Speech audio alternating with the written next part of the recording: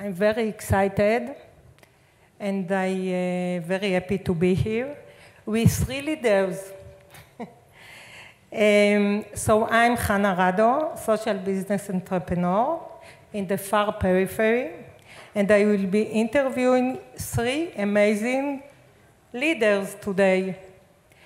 Professor Yifat Biton, the president of Achva Academic College.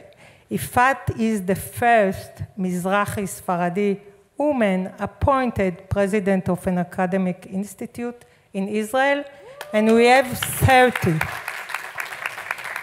Tal Ohana, the mayor of Yerucham, the first woman to hold this position in Yerucham. David Sharaz, a special social entrepreneur. David, you are brave, being here with three strong women. Kol hakavod. Herzl said, if you will it, it is no dream. And if you don't will it, a dream it is, and a dream it will stay.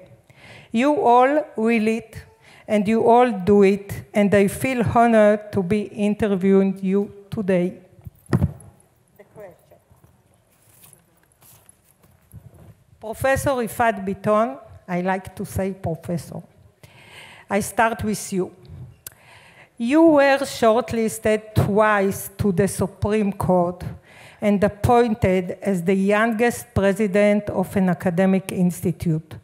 Born and raised in the development town, the daughter of immigrants. Wouldn't you say Herzl's vision of, if you will, is achieved? Thank you very much, Hannah, for this generous introduction of us all, I would say. And hello, everybody. I think on a personal level, it is quite clear that I willed it and I made it happen. But at the same time, I think that what Herzl envisioned for us all, when he was using this phrase, if you will it, he was not referring, I think, to the liberal notion of some kind of individualistic self-fulfillment that we are normally thinking of when you say, like, all you need is a will, like, right? We say to our children all the time, like, if you will it. But we know that it's not enough. And for him, for sure, the vision was much more communal, national, international, in the sense that he was asking the whole Jewish community that was spread in the diaspora to come together and do it. And when I model the idea of his kind of leadership, what I would say is that we need not, one story of one person, but rather a more structured model. And in this one, I would refer to maybe three components that I see relevant to what he was structuring for us in his legacy. The first being the need to have visionaries with a vision. So thankfully, I think in many respects, Israel now have these type of leaders who have a vision and they're visionaries. You need to have the executors, those who make things happen. And in this respect, I think that Israel is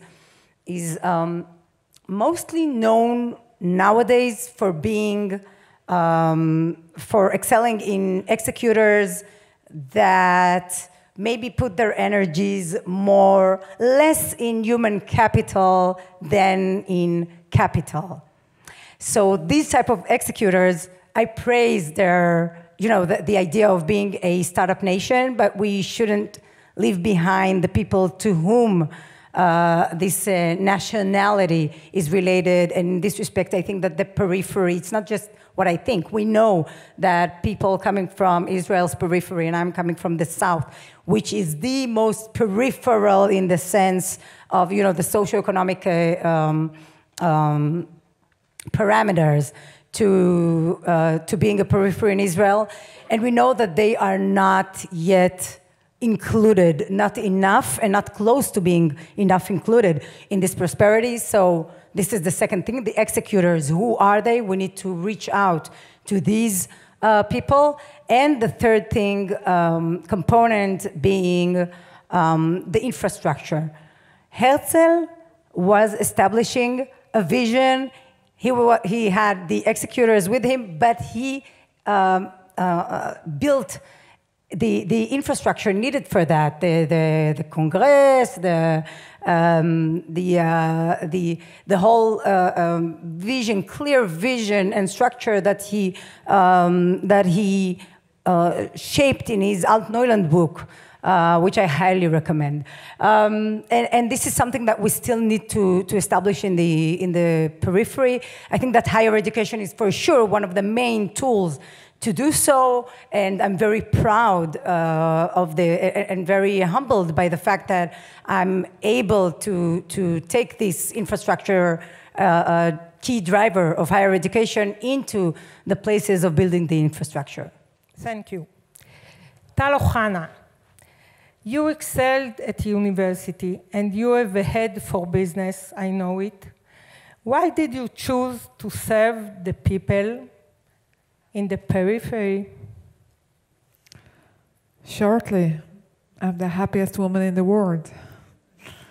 Yes, I grew up in my father's business. When I was 9 years old, I already used to work in the neighborhood supermarket, and then I moved after the bat mitzvah to the bus company. I'm using those skills, you know. My main mission is to be a business entrepreneur as a mayor. I must create new economic fields to my town after many years depending in the traditional industry. We are very proud still, but it's moving to the states, to the east. So I'm trying to use those skills, but you know, the rabbi said it's Aleph Elul. It's a great day for me. And I read some sentence of Lord Rabbi Sachs, and he said, you should go to the place where your passion is, and when the world needs you, this is the place God sent you to be. So I think I found it. Thank you. I'm happy with it, because one of my businesses in Yerucham, high-tech business. David Sharaz, what motivated you to switch from high-tech to social entrepreneurship? And what are you doing at Kumzits? And where does the name Kumzits come from? So yeah, I've been 10 years in the army in Sayeret Matkal, understanding how to solve the greatest challenges that we have from like the security side. And then I went for 10 years in the high tech, founding a startup that was actually backed by Sir Ronald Cohen and Bridges Fund that Sandrine just spoke recently. And I felt that we need to take responsibility on the future of Israel. I was actually worried about what will happen 30 years from now when my children will be my age, and what kind of country do we live for them. And I see the core challenges of Israel, and I ask myself, why are we all sitting here?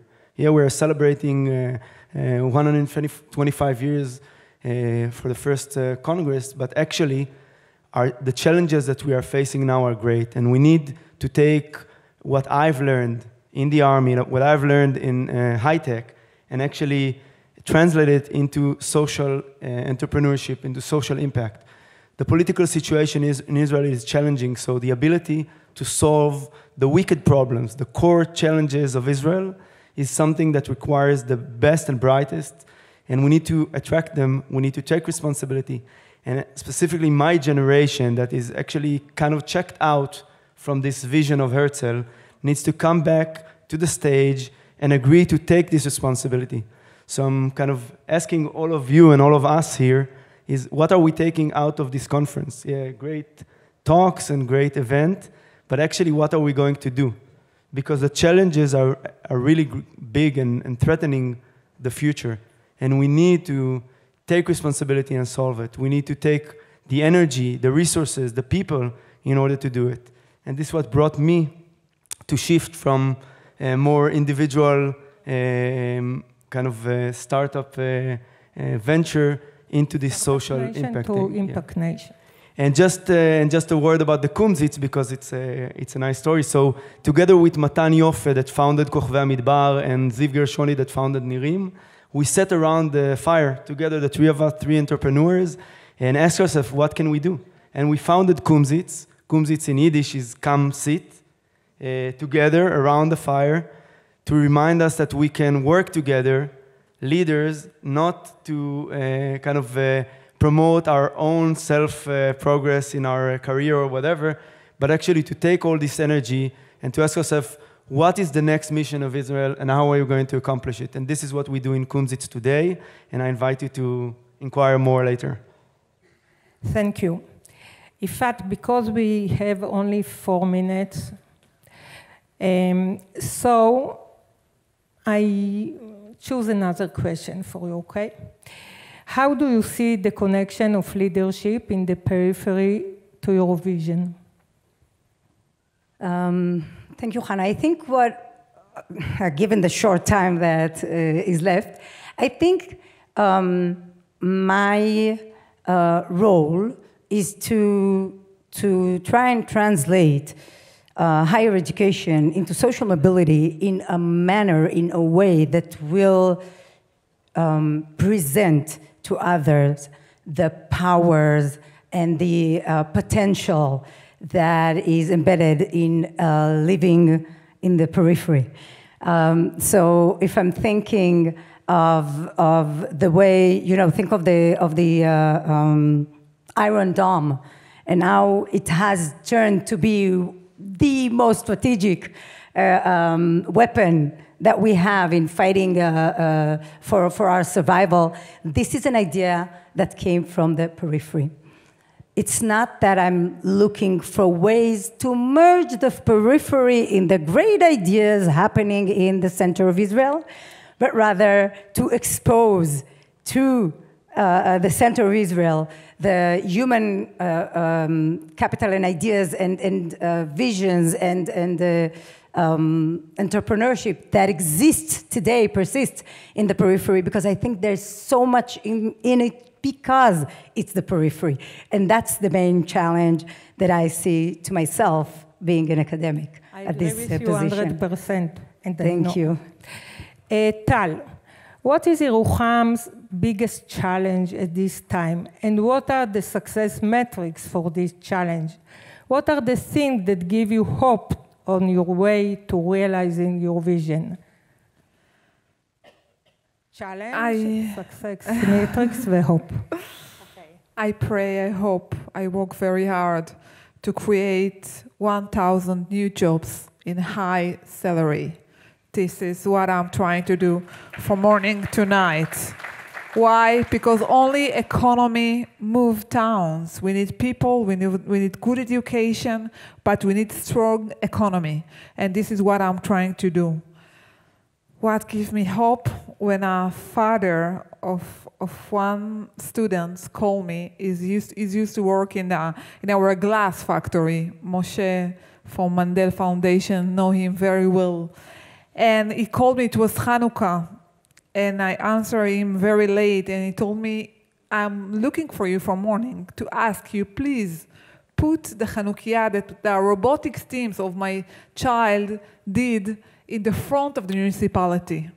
And I told him, you know what, thank you for calling me, because I know it's God's message for me.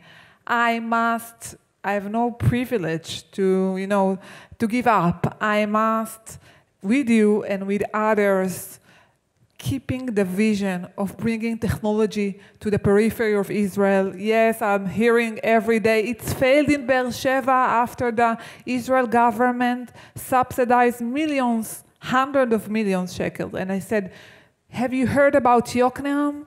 It succeeds there. Yes, we can, and we will do that. We settle in the Negev, in the beautiful desert of Israel. We create a lot from fire, because we love the desert, we love the Israel, state, and we are pioneers, and we will do everything we can to succeed in this mission also.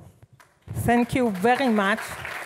I have to say that in Tech 19, in Yerucham, the average salary is 15,000 shekel. Yeah. Okay, it's the first time you hear about it. Okay. David, I have a big question. What is the next version of Zionism in your opinion? So, And you have 3 seconds. 3 seconds, it's Okay. enough. So, Yeah. to believe, to be together, and not to settle on just a normal Western country with inequality, fighting to maximize profits, and just be like all the nations. I think believing again that Island Neuland is possible, believing again that we can create an amazing example for the world, but firstly for ourselves, to be together, not to be in such a great polarity, but to understand that we are in the same boat, whatever identity we hold, and that to fight in order to enable all the communities in Israel and in the Jewish people to be together and to fulfill the way they want to live in Israel, in the diaspora, whatever they want. So this is my vision of Zionism 2.0, which is actually Herzl's vision. Thank you, thank you. You all will it and you all do it, and I feel honored to be interviewing you today. Thank you. Thank you, Hannah.